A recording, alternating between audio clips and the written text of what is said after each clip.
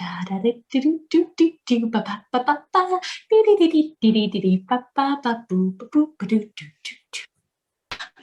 time.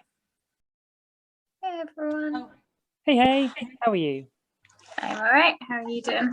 Hey, all good, thank you. Are you all caught up? Yes, only just. Yeah, me too. I double speeded Frankie. I've done that before. Oh no, that sounds too stressful. It was. After all the effort she puts into enunciate clearly and leave nice gaps between words. Yeah, I try to keep it like notice that early enough that I can at least go 1.5 instead of double speed. Yeah. Your hair's like an awesome lyric. When did you do that? Yesterday. Ah, fantastic. Yeah, though my ears and back are quite blue. I spaced out in the shower rinsing it out, and you're supposed to rinse it out with cold water. Anyways, I'm blue. Double D, double die, and all that. Fantastic. Oh. At least no one has to see it really. And my mom thought that my blue ears looked kind of fantasy-esque and found them very amusing. So. Oh, okay. You could have gone for the whole blue face as well and doing like an avatar thing. Oh, you know what? Next time. Maybe we need to read a book with blue people and I'll just dye my entire self blue for the entirety of the book. We'll see how long it takes to fade. Fantastic. How are you been? I'm alright. Good. What's been going on? Work was very busy for a while and now it's calmed down because elections are over. And now I have to do everything that I wasn't doing because elections were taking it. Oh goodness. So we've got like a whole backlog now, is it? A little bit, but that's okay. Okay. Yeah. I feel relatively on top of it. So. Yeah, cool. And what are you making? I'm making Alan a jumper. Oh. A very complicated jumper. Oh, heck, what's complicated about it? It's all like cable knit stuff. Oh, I see. Okay. Like, I don't know. Hang on. Let me finish this weird. Speaking of nice knits, I think Frankie's got a cable knit top there, is it? Maybe. There's a cabling on there, isn't there? At the top. Yeah. Is it just ribbing? Ribbing. Ribbit. Oh. What you knitting, Bina? Knitting Alan a very complicated jumper. So it's slightly bobbly here and then very bobbly here. And then it has all sorts of cabley bits and then you repeat it at the side. That's so impressive, Bina. That's amazing. That is so cool. I mean, I don't really know how it's going to be off the needles, and B, I've got this far. So let's say it's impressive when I'm a bit further along, and maybe, yeah. Are you going to make him like a maze? He's going to pick one at the bottom and kind of follow it up and see where it ends up at the top, like cabling. No, although I think making your own knitting patterns up would be quite a lot simpler than making your own sewing patterns. Yeah. I have a friend who does it a lot. Because you just, like, I really like the slightly bobbly stitch from this side. So you just keep going till it's the right side. I don't know, it just feels like modifying knitting would be really easy. Cool. And you can do some like really interesting texturing with yarn that you can't totally do with fabric, and vice versa, of course. But my friend who makes up knitting patterns went to fashion school, and for a little collection she did, it was all under the sea themed. So there was like coral reef texture across sweaters, and one that had, I can't think of that seaplane, but one of the ones that's like really wavy blubs, but across like the edge of the sweater, and it made the waistline look really nice with huge sleeves. That's amazing. I love your jumper as well, Frankie. It's fab. Oh, thank you so much. Thank you so much. I'm all caught up as well. I was watching you double speed just before. So. Ah, did you hear our shout out? I did, yes. I was the catch-up crew. It was great. Yeah. Oh, Lyric, what are you eating? Lyric, what you got? A bowl of roasted broccoli. Oh. Good lazy snack now that I'm at home all the time. Sounds incredible.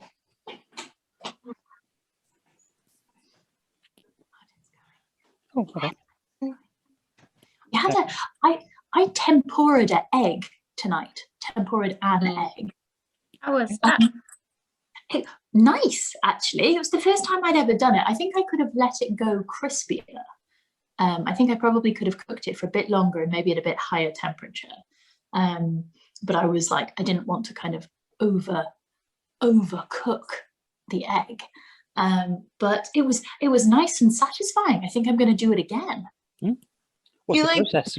Yeah, I'm confused about this. Is the egg cooked at all first? Is it like kept in a container, leave the shell on?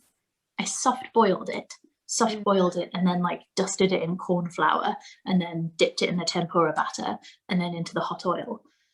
And it was nice. It's nice. Hey, Ariane. Hi, Got sideways, Ariane. Hi, sideways, Ariane. Hi, Ivan. Hiya, why am I? Oh, I think I'm good. There you are. There you are.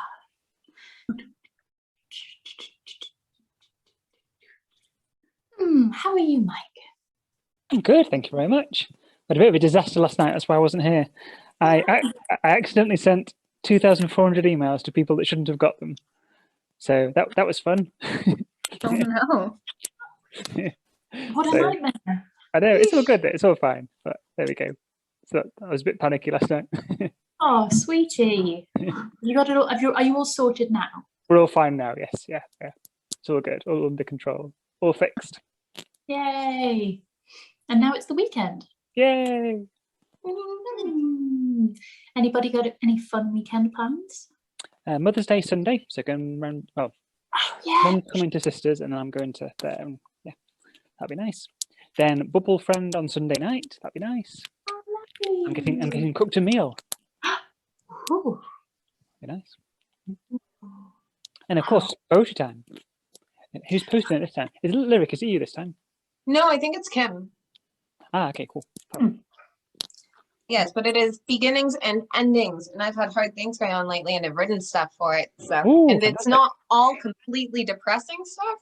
Some of it is, but it's not all completely depressing. That is very exciting. It's very exciting. Oh! Before I forget, I have a request. I will not be at poetry time, but I have a request. If somebody would read Adios by Naomi Shihab Nye. Yeah. Because I love her so. Oh, That I'll would happily be take that one. Yeah. Thank you. Cool, Mike, it's yours.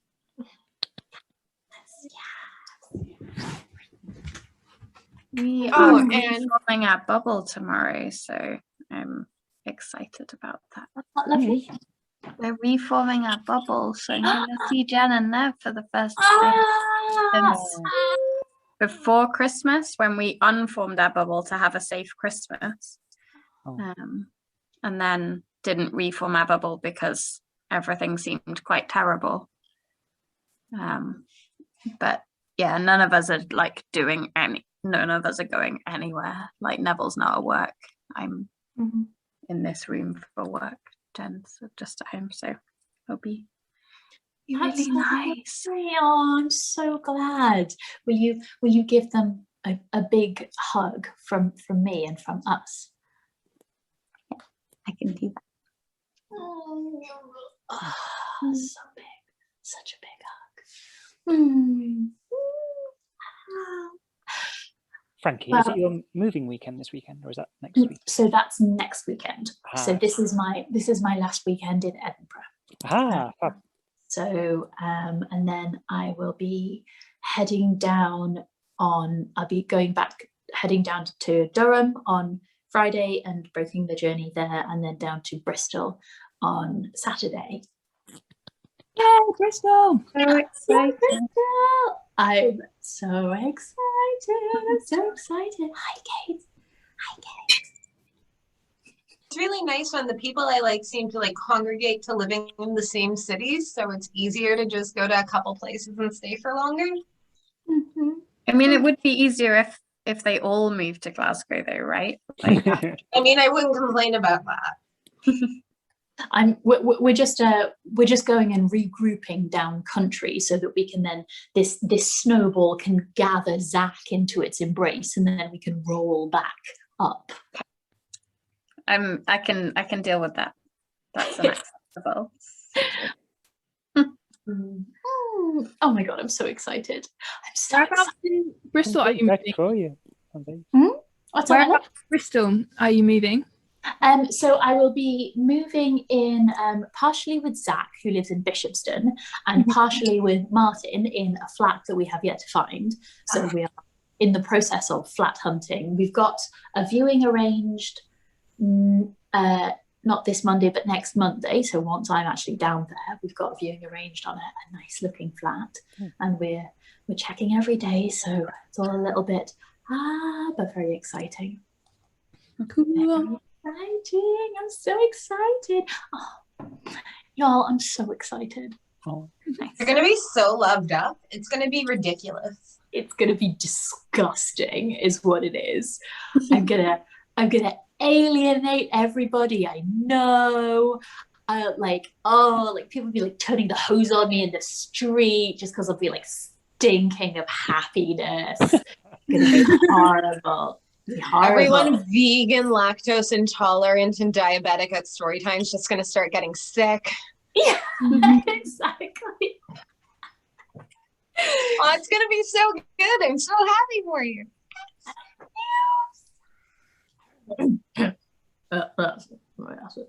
But on your rolling the snowball back north, you have to remember to pick up Mike Cox and bring him to Glasgow too. Yes.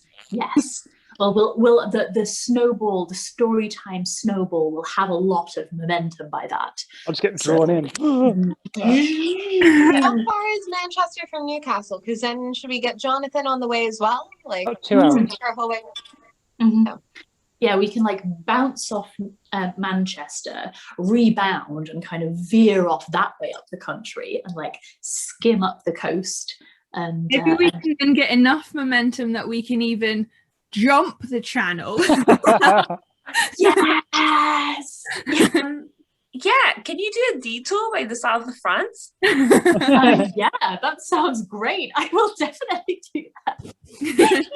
Yeah.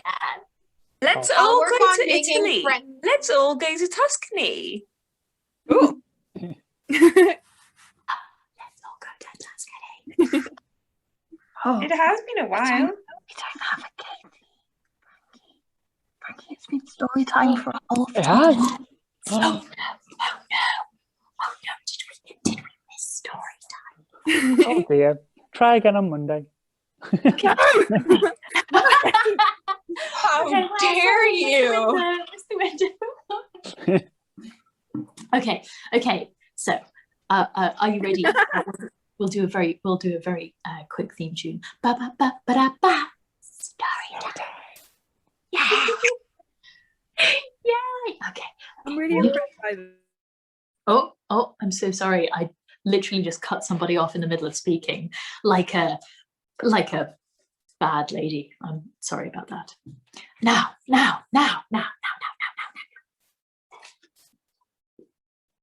Are you sitting comfortably? Then I'll begin.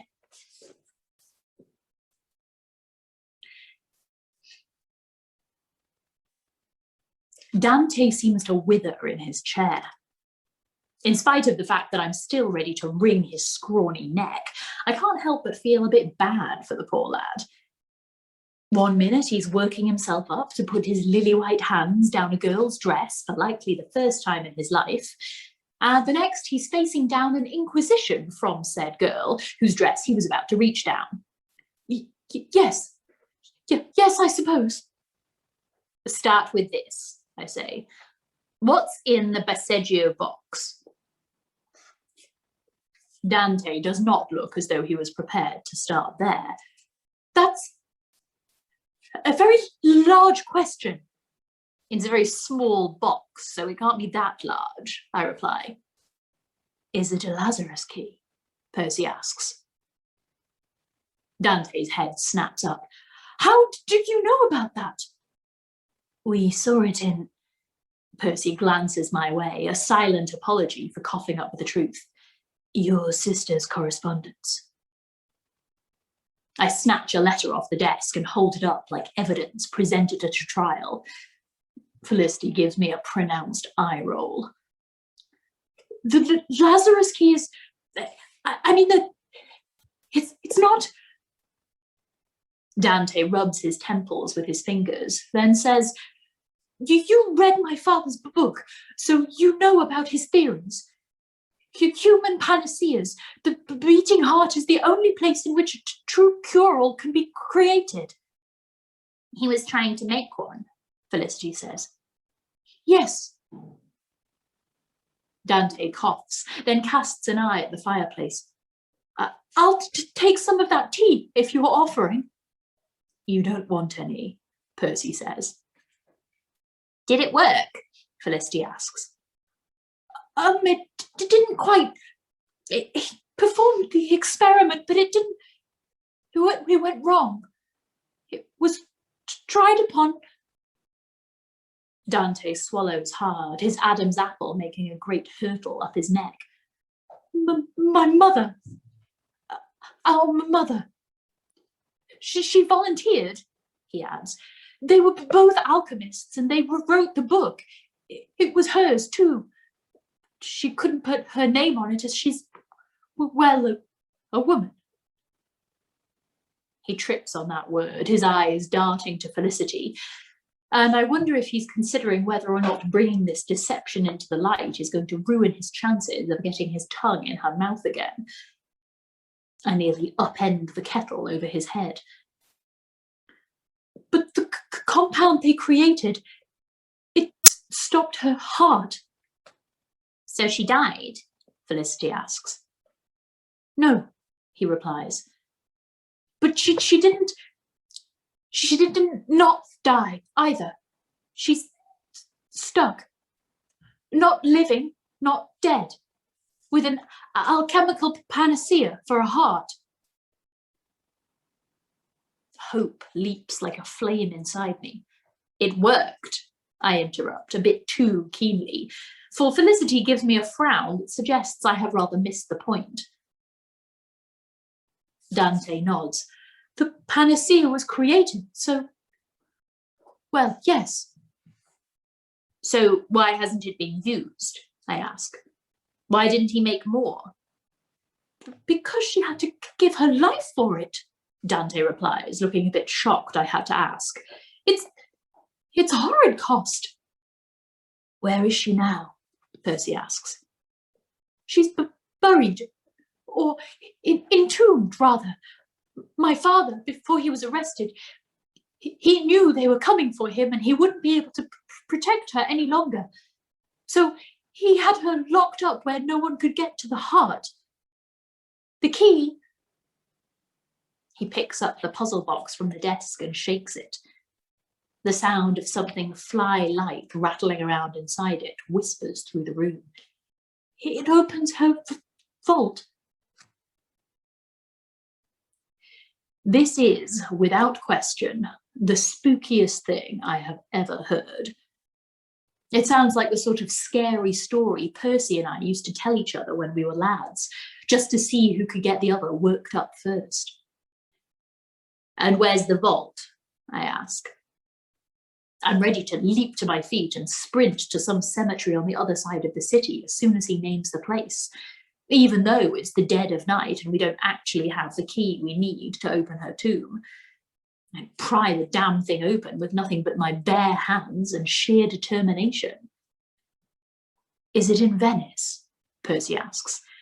There's an island called Mary and Martha, Lazarus' sisters in the Bible. Dante nods. My father apprenticed with an alchemist there as a boy. His teacher is long dead, but the men of the sanctuary, they still knew him. And they said they would hide her. That's why he called it the Lazarus key. It all seemed rather poetical at the time. So his plan is to, what? Leave her there for the rest of time and waste his cure-all, I ask. Felicity shoots me another think before you say inappropriate things look. Well, there's a complication of late. Dante reaches for his spectacles, remembers he's not wearing them, and instead rubs his eyes. The island is sinking. It's what? Felicity and I say in unison. The tunnels under the sanctuary are collapsing. It's all flooding. No one's allowed there anymore. There isn't much time left before the whole thing... It's going to be at the bottom of the lagoon. So the one item on Earth that can cure anything will be underwater in a few months if you don't go fetch it, I say. I want to smack my head against the hearth in frustration, because of course this couldn't be as easy as it seemed for a brief, bright moment. That's why the Duke, why he came for us, Dante says. Collecting her it's become more urgent. So where does the Duke come in, exactly? Felicity asks. She's taken one of his letters up from the desk and is examining it. Dante rubs his hands together. When the experiment went wrong, my father destroyed his research before anyone could replicate it. But the Duke, he wanted the panacea. He wanted the method more, but my father wouldn't give it up. Not any of it, not my mother or the work. So Bourbon had him locked up for his Habsburg loyalty and came to Helena and me instead. So many people have come calling. The men who read my father's book. They want the secrets to his work. That's why we began to tell people he was dead and the work gone. Just so we'd be left alone. He scrapes at his bottom lip with his teeth. One Duke of Bourbon is bad enough. Why didn't your father destroy the heart then? Percy asks, if he was so desperate to keep people from getting it. Dante shrugs. I don't know. Why does the Duke need the panacea? Felicity asks. Is he ill? The French king is, I say, remembering suddenly a few scraps of information I was tossed over aside. They all look to me and I scramble for more. And the Duke's been dismissed as his prime minister. Why would he want to give it to the king if they've parted ways? Felicity asks. I press at my temples with the tips of my fingers. Maybe if he brought this cure-all to the king and kept him alive, he could get his position back. He could ask for anything he wanted, really. Which secures the Bourbons family's control of the French throne, Percy finishes. And Spanish, Dante says. And Poland, Felicity adds. They're everywhere. So he's going to blackmail the king in exchange for his health, I say. Or what if he took the heart and then found a way to duplicate it after a study, Felicity says. If the Bourbon family had that sort of knowledge, if anyone did. She trails off, leaving each of us to spin his own end to that sentence. Dante nods, looking suddenly miserable. Well, we know Bourbon has alchemists in the French court. They haven't been able to copy my father's work, but they've been trying. And if they had the heart to study... He lapses into silence. Felicity rounds on him, looking cross again. So, why did you give him the box? If he gets the heart, he'll let our father out of prison. But it doesn't matter. He makes an attempt to laugh, but he's so nervous it sounds a bit maniacal. We don't know the cipher. The Duke took the box with him to Paris in hopes cryptographers in the court could crack it. But our father's the only one who knows. And if he knew what we'd done... He looks around at all of us, like he doesn't quite know what the right course of action is and is hoping someone will offer it up for him. He told us not to, made us swear we wouldn't hand her over. And he won't tell you the cipher, I ask. Dante shakes his head. No, not Helena or me. She gave up the location of the tomb to the Duke. Father knows Helena would trade it for his freedom. I think that's why he put the key in the box to begin with, to protect, to keep it from her. She's devoted to... She and Mother fought constantly for... But Father was always her defender. And I think now she wants to be his. He rubs the back of his neck, then knits his fingers behind it, mouth pulling into a frown. After our mother died, Father became obsessed with trying to bring her back or let her to die for good. Hence, he waves a hand at the museum of funerary rites that decorates the walls. Helena said it was like losing both our parents to his obsession. And she blamed our mother for that too. Well, if he won't tell you, I say, do you think he'd tell me? Felicity actually laughs aloud at that pronouncement, which is rather hard not to take personally. Why would he tell you? Because we could help him, I say. The island is sinking. If he doesn't get her out soon, she'll be gone forever, whether or not someone uses the panacea. If we can convince him of that, perhaps he'll tell us the cipher and then you can fetch it. It's a great fight to keep my voice steady when all I'm spouting is rubbish. If we get the box open and get to that alchemical cure-all, there is only one thing I am going to do with it. But I can't imagine Dante would be too keen if he knew our idea. Or rather, my idea. Both Felicity and Percy are giving me a look that clearly conveys it is I alone taking a machete to this jungle. Dante, in contrast, lights like a struck flint. Do you think... Would he? What about Helena? You needn't tell her, I say. She can't hand it over if she doesn't know you've got it. Dante taps the tips of his fingers together. He's practically bouncing in his chair. We'd have to get you into the prison. They won't let him have visitors. But he's here in Barcelona. They've all their political prisoners in one hold.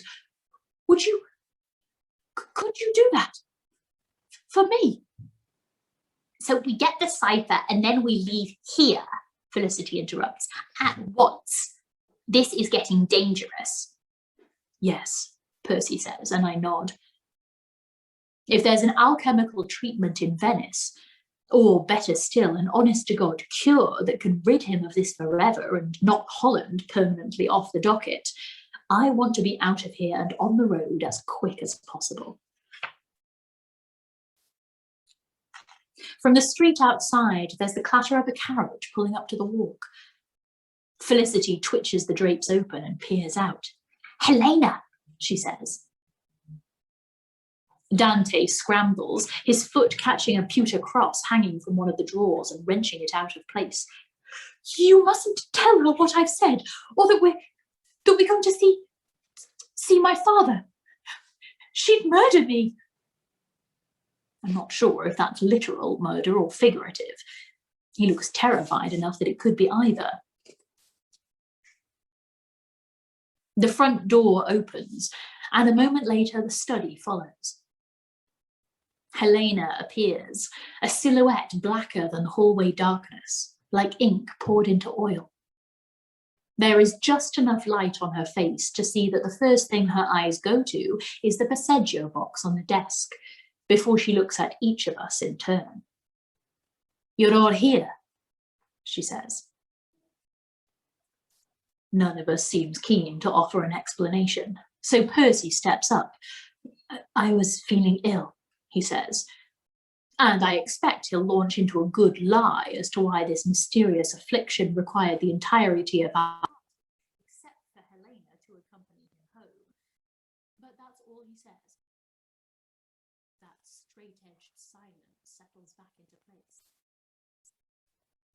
enjoy the opera? Felicity pipes up. Operas tire me, Helena replies. She looks to the box again and then says, Dante, may I have a word before bed? Which is our cue to depart. Frankie, you've gone really quiet. As we shuffle by him, and I return a raised eyebrow that I hope is a vehement reminder not to spill our plot to Helena. Oh, I'm being very bad.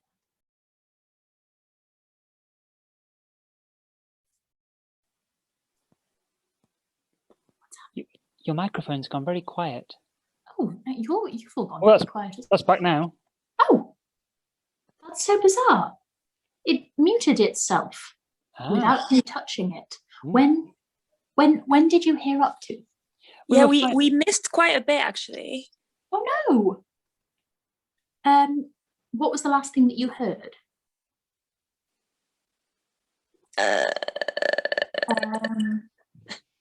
Helena is back. Helena's back. Okay. Oh, he's not really sure how he's gonna explain why 4 people had to go home. Okay, cool. Okay, none of us seems keen to offer an explanation, so Percy steps up. Yes. Cool. Thank you, everybody. Sorry, don't know how that happened. Okay, if you could all mute yourselves again. Thank you. I was feeling ill, he says, and I expect he'll launch into a good lie as to why this mysterious affliction required the entirety of our party except for Helena to accompany him home. But that's all he says. That straight-edged silence settles back into place. Did you enjoy the opera? Felicity pipes up. Operas tire me, Helena replies. She looks to the box again, then says, Dante, may I have a word before bed? Which is our cue to depart. Dante gives me a pleading look as we shuffle by him, and I return a raised eyebrow that I hope is a vehement reminder not to spill our plot to Helena. As dedicated as he might be to seeing his mother's heart stay out of the hands of the Bourbon, he's already proved he's not the sort to hold up well under pressure. Percy goes straight into our bedroom, but Felicity calls me back before I can follow. She glances down the stairs to be certain Helena and Dante are still in the study, then says, Tell me what you're plotting. Me? I never plot. All you've been doing since we arrived is plot. Why did you offer to get the cipher from Matteo Robles? That was uncharacteristically benevolent. How dare you? I'm the most benevolent person I know. Monty, the benevolentist. Don't play thick. You don't fool me. Now it's my turn to check for the Robles siblings approaching before I speak. If we can get that box open and get the key, we can go to Venice and use the panacea for Percy so he can be cured of his falling sickness, and then he won't have to go into an asylum. There are far better solutions for avoiding institutionalization than this, and solutions no one had to die for. And incidentally, none of them have to do with you. She pokes me in the chest. In fact, none of this has to do with you. It's to do with Percy. Perhaps he doesn't want this. Why wouldn't he want it? He'd be well. It'd make his life... Felicity quirks an eyebrow at him. Make his life what? Worth living? Is that what you were going to say? Not exactly in those words.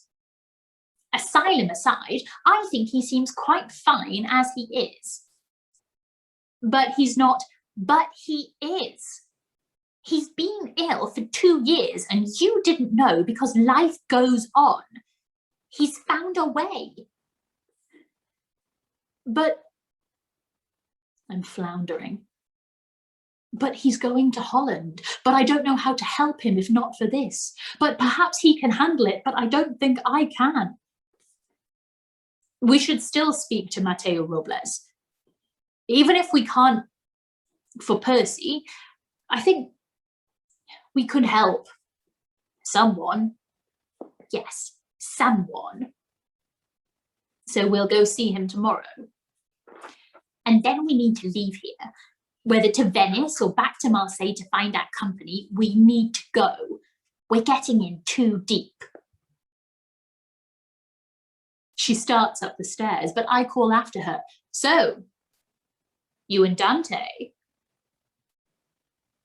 She pivots back to me, and I give her what I know from experience is my most annoying smile. I expect her to flush, but instead she performs one of her spectacular eye rolls. There is no me and Dante, particularly if you're being grammatical about it. Do I sound like I'm interested in the grammar of the situation? Whatever the case, you're wrong. There is only Dante, full stop, and me, full stop. So it wasn't you who rubbed your foot up his leg in the box and got him to sneak away from the opera for a bit of a romp. I would have stopped it long before any romping began. I had a plan until you burst in. Plan? What plan? Well, they both knew more than they were letting on, that was apparent, and Dante seemed more likely to crack. And since my usual strategies weren't working, and he clearly seemed rather sweet on me, clearly was he? Oh, please. Men are so easy to read. And here I thought you were a paragon of frail English womanhood. Turns out you're a temptress. She tugs at a loose thread on her cuff and lets out such a violent sigh that it raises the fine hairs trailing down around her ears. I was rather bad at it. Seemed like you were doing fine to me. I think I chipped his tooth. Well, as with any fine art, practice is required. Rome wasn't built in a day. I hope that might make her laugh, but instead she frowns down at the floor. Was it good, at least? It was wet. Yes, it's not the driest of activities. And uncomfortable. I don't think I'll be trying it again. Information by way of seduction, or kissing in general? Both. Kissing gets better. I don't think it's for me, even if it's better someday. Perhaps not. But I think you've more in your favour than your skills as a Jezebel. I nudge my toe against hers until she consents to look up at me, then give her a smile, of the less annoying variety this time. Far, far better things.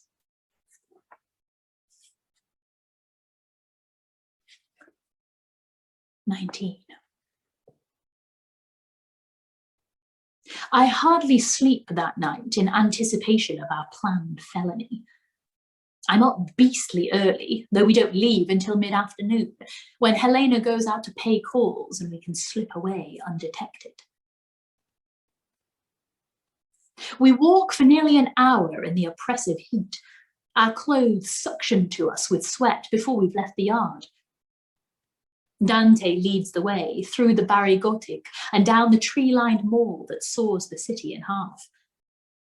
As the church bells announce the half hour, we reach a square lined in market stalls selling produce wilting in the heat, grains to be scooped from barrels and boxes of autumn-coloured spices. Along one edge, sows with their stomach split are hung from hooks by their feet. The butcher's boys run beneath them with buckets to catch the innards, their fronts smeared with blood. Beggars kneel between the paths, their hands cupped before them and their faces pressed into the dust. The light is giddy and loud and the air crowded with flies. Everything reeks of mud and fruit too long in the sun. Dante stops in the shade of a Roman tower abutting the square and points to two men strolling the stalls with swords dangling at their sides, their gazes far too predatory for them to be casual shoppers. There. Thief takers. They'll be quick. Dante wipes his sweating hands upon his breeches, then looks over his shoulder at me. Father looks quite a lot like Helena, dark-haired and slim. You told me, I reply. And he's only 3 fingers on his left hand. I know. Are you still certain you want to do this? Of course. It's strange to be reassuring him when it's me doing the deed, but in that moment I am feeling damn heroic. What's the worst that could happen? They're not going to cut off my hands for theft, are they?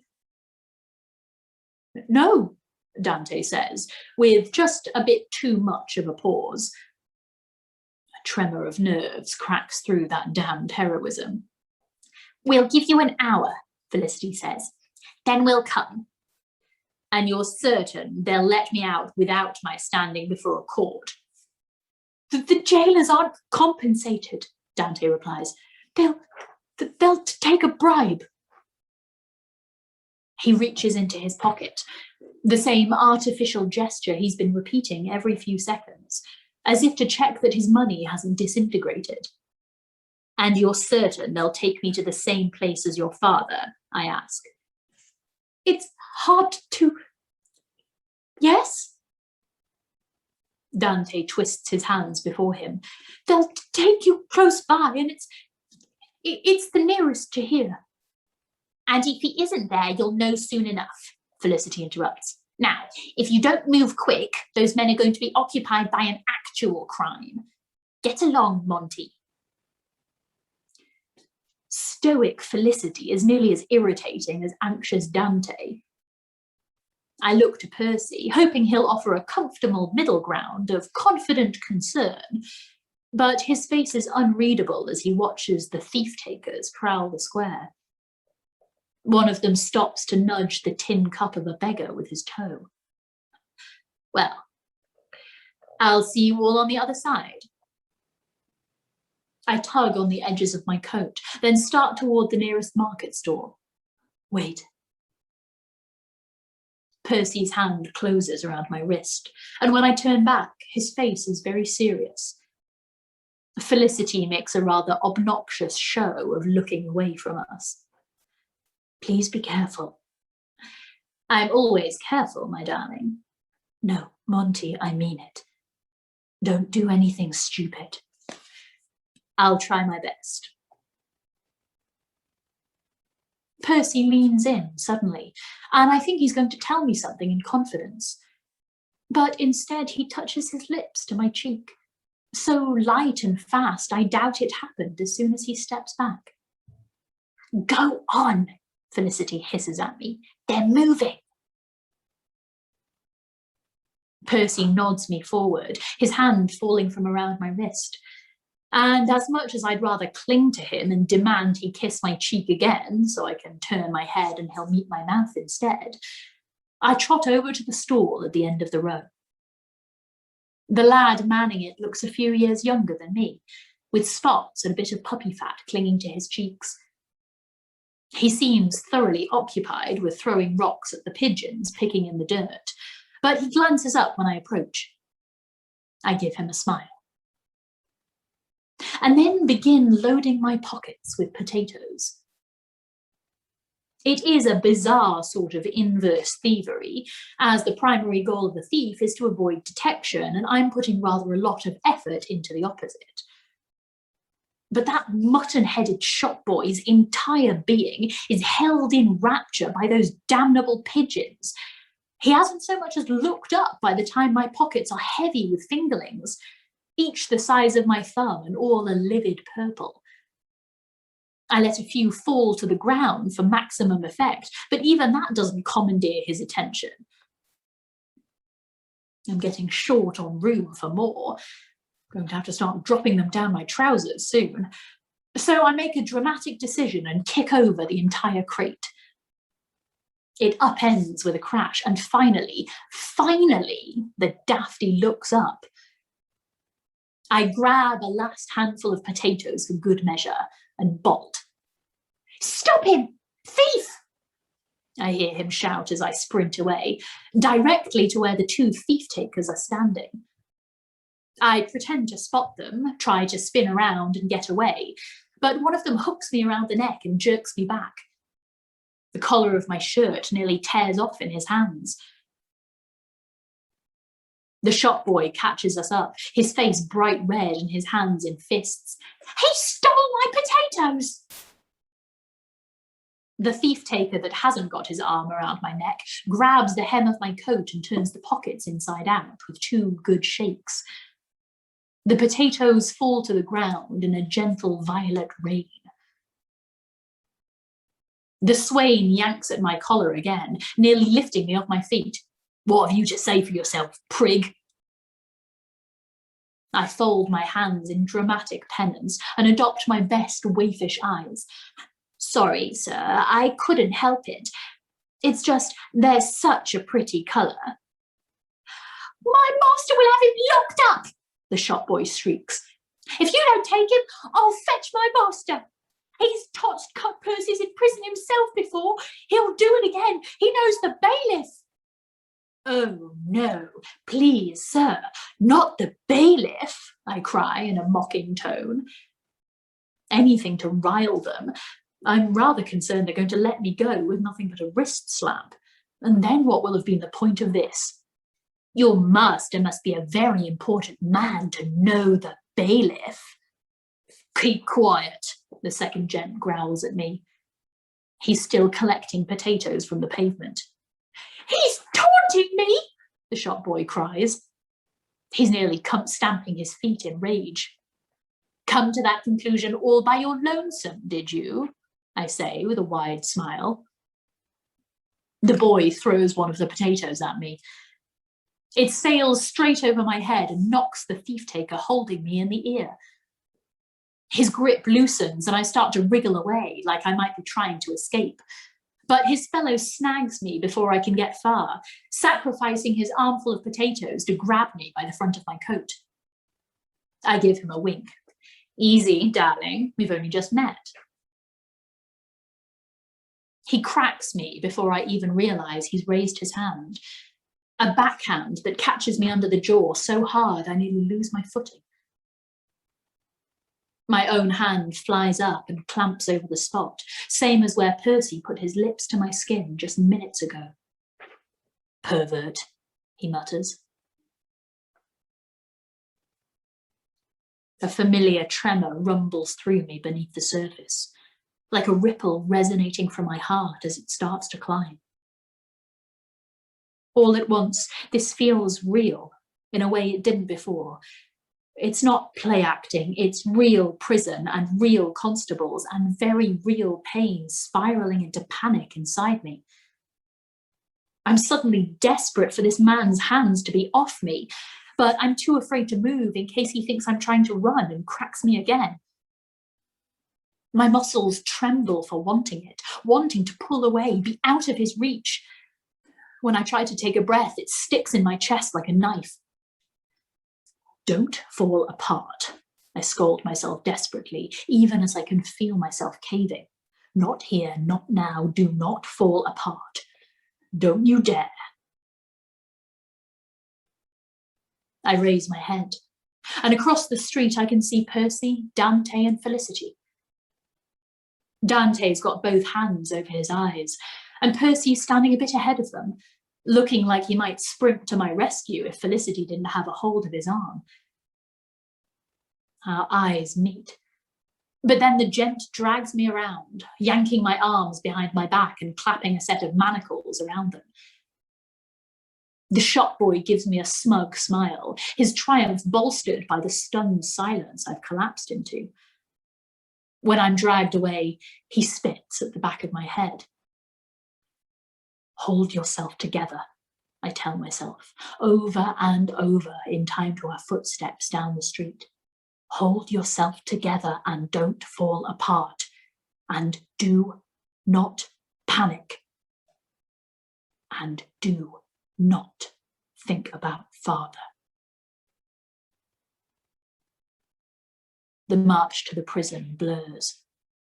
I'm shaking and sick, shakier with every step, and every second longer this officer has a hold on me.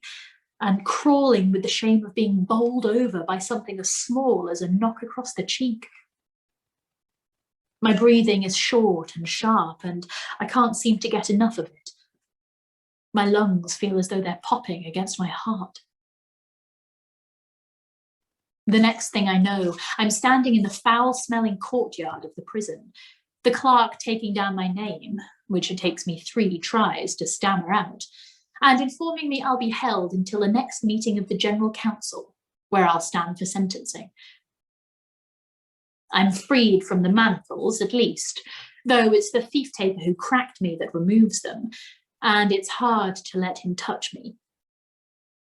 He must sense the way my muscles all coil up when he draws near, because he raises his hand again, prelude to another slap, and I flinch so enormously I stumble backward and slam into the wall.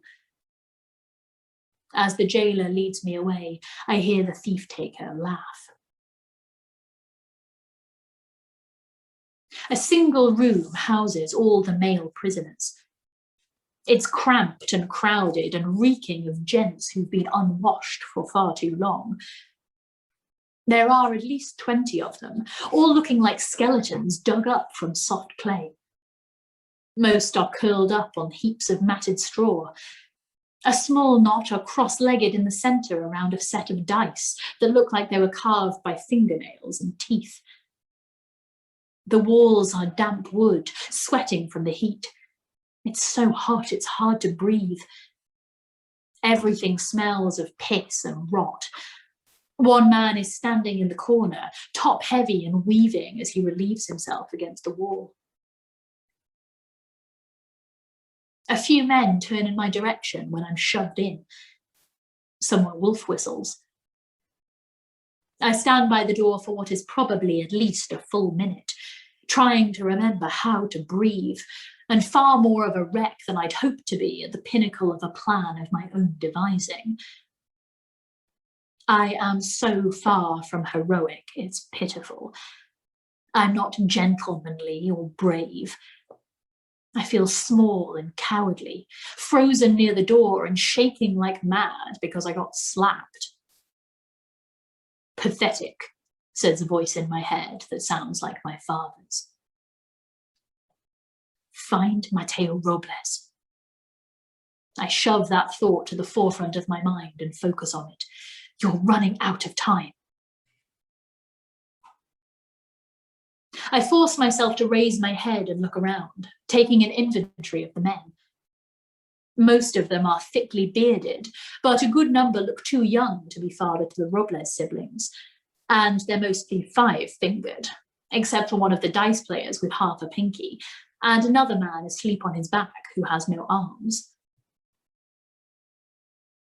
Then I notice the man sitting on a ratty blanket in the corner, his thin clothes swallowing him and a gaunt, clemming look about his face. And 2 missing fingers. He's got his hands knotted in his lap like a gentleman, and I can see the gaps. Courage, I tell myself, and I think of Percy. Then I go sit beside the man. He looks up when I approach, and I'm about to ask him if he's who I hope he is, but he speaks first. Your nose is bleeding. Which scrambles up the speech I had planned for him. Is it? I swipe at it with the back of my hand and return with a stripe of blood across my knuckles. Damnation. I give a rather fantastic snuffle that does me no favours. Your jaw as well. He raises his hand, the one with 2 empty spaces where his ring and pinky fingers should be, and I throw my arms up over my face before I can stop myself. Such a violent motion, it must have looked as though he'd drawn a knife on me. A few of the men nearby glance at us. His arm drops. They hurt you? Not much. Someone did, then. He stays very still, like he's worried I might spook again, then asks, What have you been arrested for? Just a theft. Keep your head down. You'll be fined and freed before the week is out. The guards here are devils, all of them. He speaks with the same cadence as Helena, words sifting and sliding into each other like cream swirled into coffee. He gives me a slow up and down, taking in the odd combination of finery and filth I have become. His eyes linger upon my lapels, and I almost look down to see if I've dripped blood upon them. You know, he says slowly, that looks very much like a coat I used to own. Which is about as good as a lead-in as I'm going to get. You're Mateo Robles, I blurt. His eyes fly to my face. Who are you? I had planned this moment in my head, rehearsed it all morning, even practiced aloud to Percy, Felicity and Dante on our walk to the market. My convincing, friendly argument that would win him over into surrendering his cipher. But instead, it all tumbles out of me in a glob. I'm Henry Montague. I'm a friend of Dante's. My name's Henry Montague. Well, not a friend. We just met him last week. I'm touring, myself and a friend, and my sister, because not important. We're touring, and I did something daft and stole something. Not the thing that got me here, some other stealing, and that something was your box with the Lazarus key, and now we're wrapped up in the mess that came with it.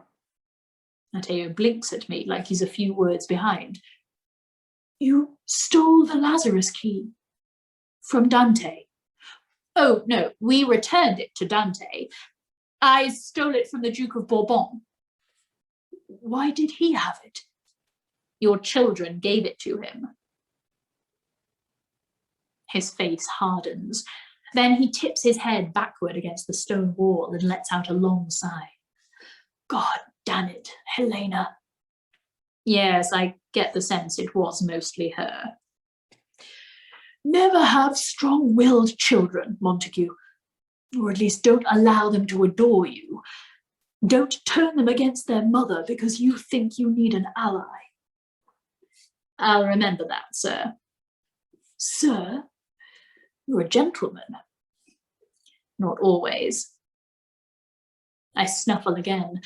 I can taste blood all up and down the back of my throat. Helena made a deal with the Duke of Bourbon. My release for the box, is that right? I nod.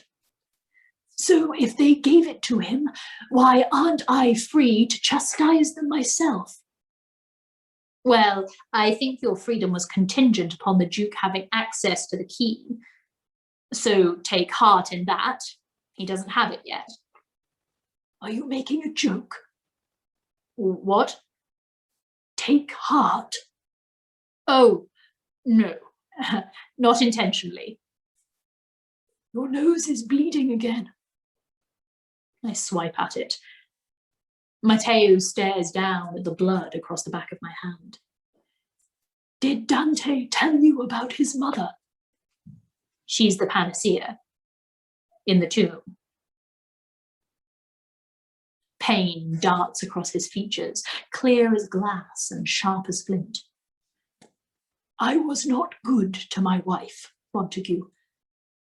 We were not good to each other. Then why does it matter what happens to her now? You could give the Duke her heart and be free. If I gave that heart to a man who did not count the cost, it would not be long before yet another business would spring up in this world around the barter and sale of human life. What do you mean? Well, tell me this. Who would decide which life was worth taking so that someone else could be cured? The Duke and his men want political leverage.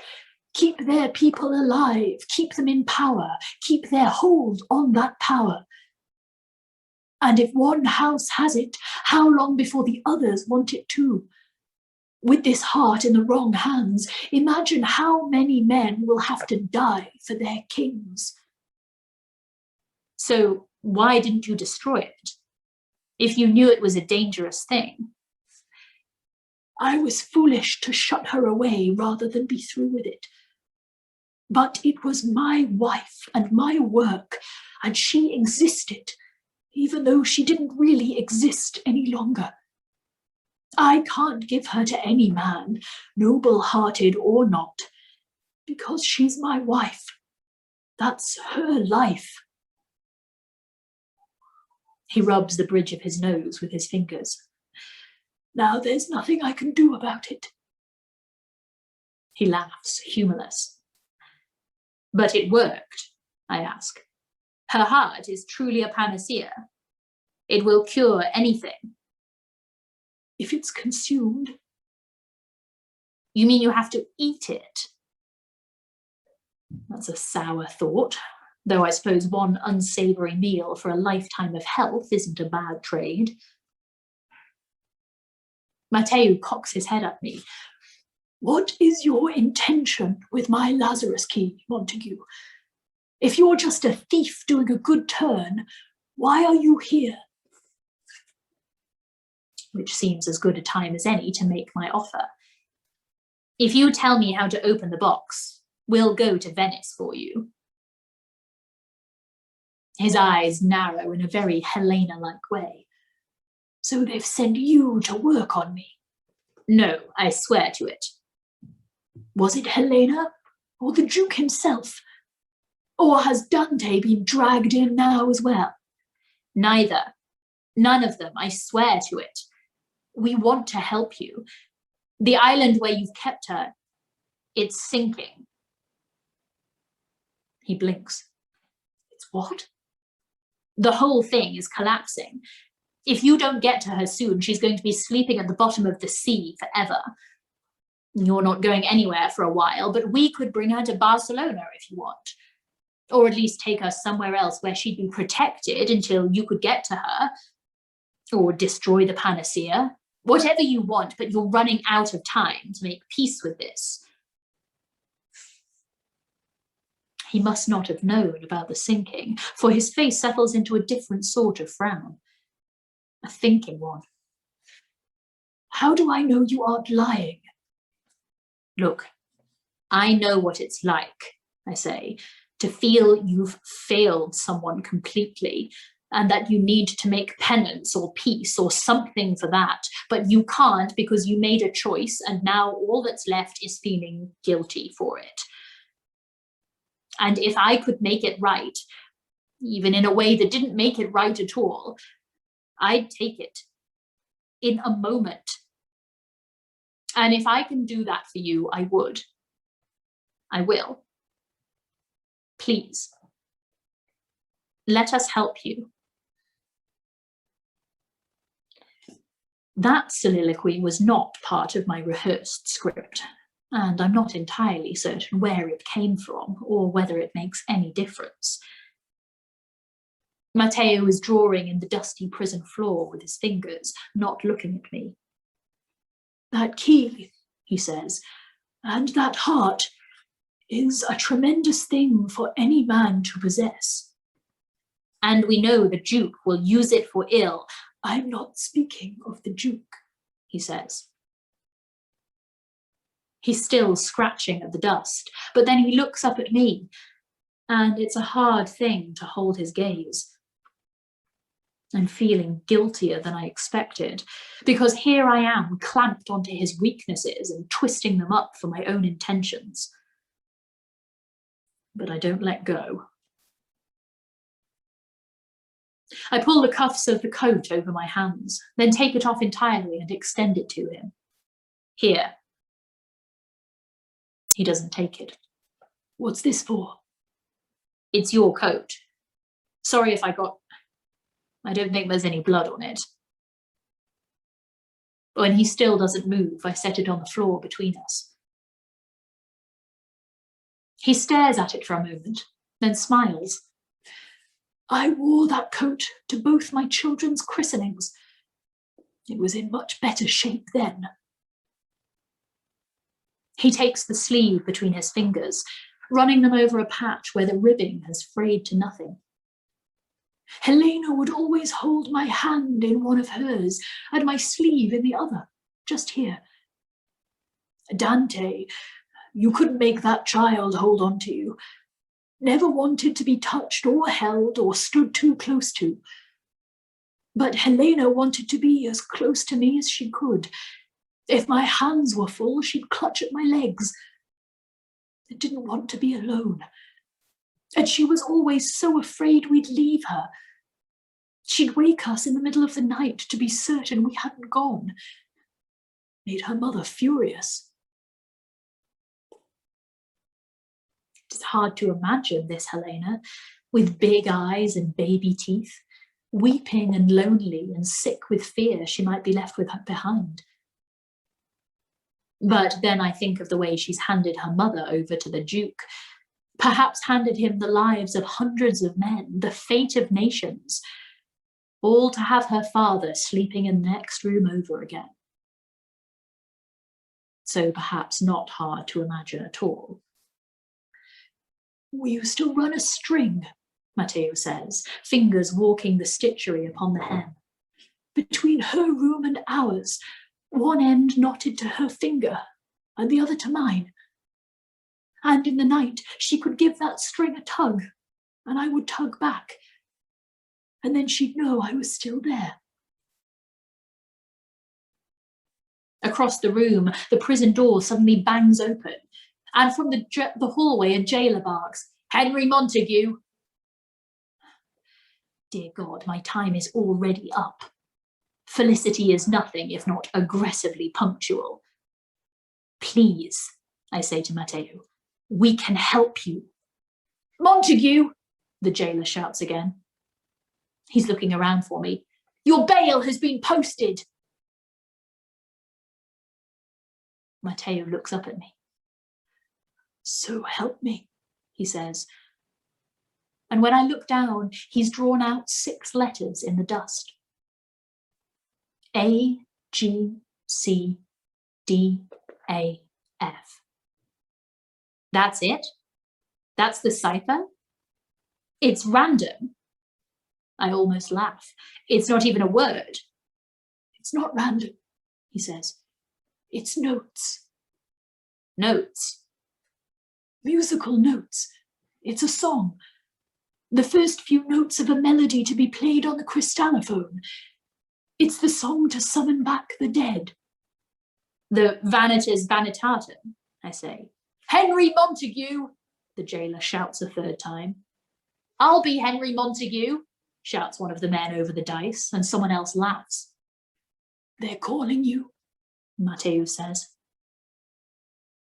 As I stand up to go, he smudges out the letters on the floor with the heel of his hand, and they're brushed back into dirt like they never existed at all. In the courtyard of the prison, Felicity is making a good show of exasperation, very little of which is likely put on. I assume she's channeling some of the sincere exasperation she always has for me in reserve. Dante and Percy are hovering nearby, Dante with his head down and Percy watching me approach with his face drawn. His eyes flit to my jaw, which feels tight and enormous. He's such a rake-hell, Felicity is saying to the clerk. Ever since we were children, he's always doing things like this. I've had to bail him out of jail more times since we arrived on the continent. Henry, you imbecile, get along. We've a coach waiting. Thank you so much, gentlemen. I'm so sorry for the trouble. You won't hear from us again. As I follow them out of the courtyard, the clerk's eyes boring into our backs, Felicity says under her breath, well, that's much more to my taste than seduction. As soon as we're out of the courtyard, Dante steps in front of me, blocking my path. Did you meet him? He asks, and I nod. I see the questions fly across his face, shuffled like the dials of the Besseggia box. Was he well? Was he hurt? Did he mention me? Is he hungry? Is he sleeping? Is he thinner? Is he older? But instead he asks, did he tell you the cipher? I'm not certain what I feel in that moment. But it isn't the ironclad certainty I was nursing before I stepped into the prison that Percy needed to be made well and the heart was the way to do it. Consequences be damned.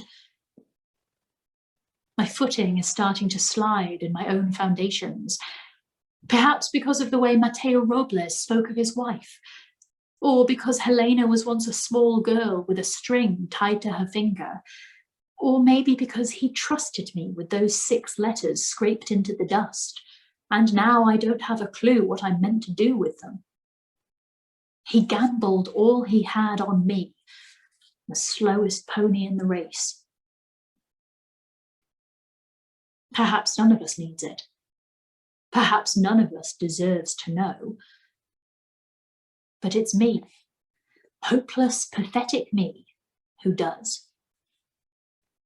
Sorry, I say, but he didn't.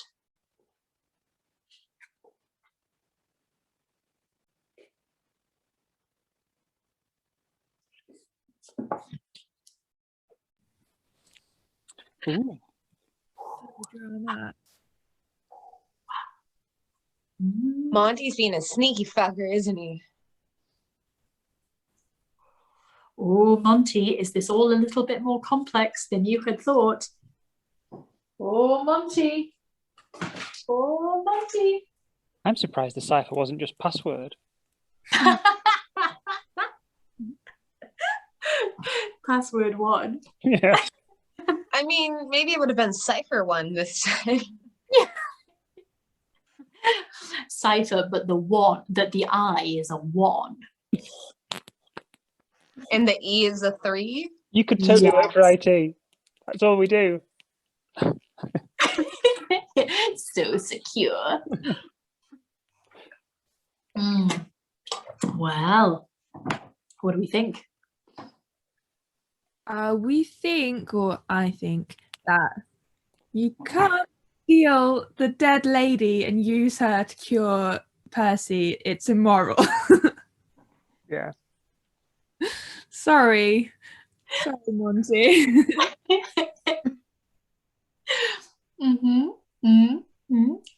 Interesting. One little note that I noticed was I thought it was hilarious that of all of the kinds of potatoes that they could have Monty be stealing, it was fingerlings. He said fingerling so many times. Purple fingerlings. Ooh. Ooh. He was fingering them fingerlings and just hands in pockets everywhere. Yeah. The sexiest kind of root vegetable. I thought fingerlings was a verb. I didn't pick up on that at all. I thought it was fingering the potatoes. It's the technical term for how you're supposed to handle potatoes. Well, I don't know. Gotta give them a good fingle.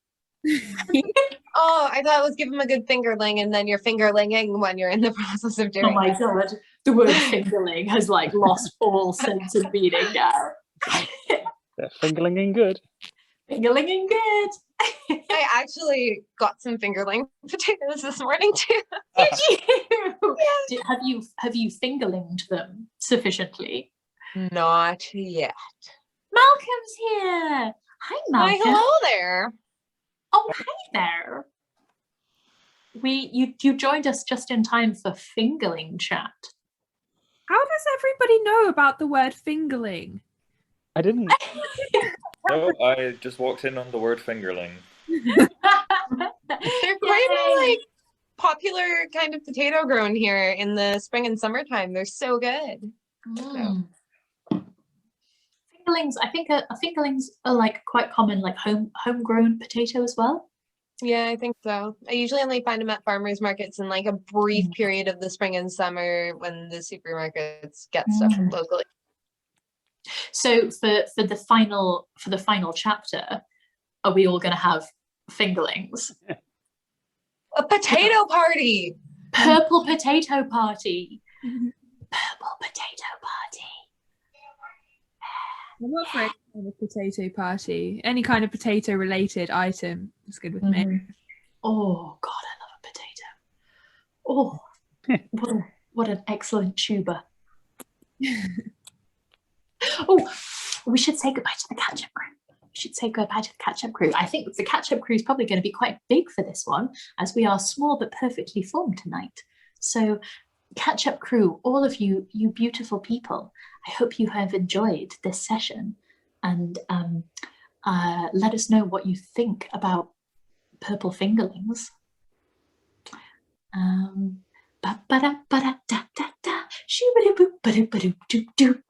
Story time. Goodbye, catch-up crew. Ba ba ba boo ba boo ba doo doo doo doo. Story time.